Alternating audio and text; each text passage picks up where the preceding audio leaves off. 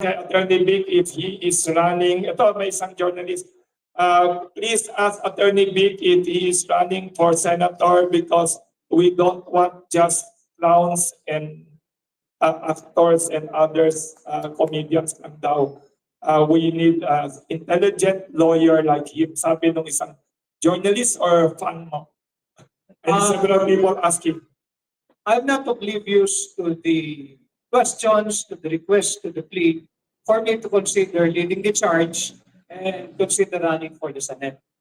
I am considering, but I have yet to make a final decision on whether to run or not run.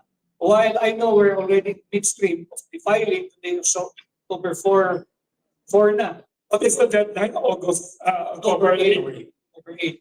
So, midstream tayo, meron pang natitirang 4 na araw. I'm still in the process of consulting well-meaning people. Mapapakinggan ko lang din yung kanilang views and thoughts and feel whether the Filipino people are already or ready to have a candidate in a campaign minus the wherewithals of a national campaign, logistics, the funding, which incidentally I will also discuss during my last meeting with President Duterte. And we both agreed na I think if there is really we cannot be oblivious to the request.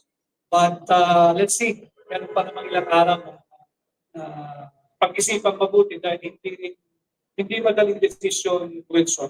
Yeah.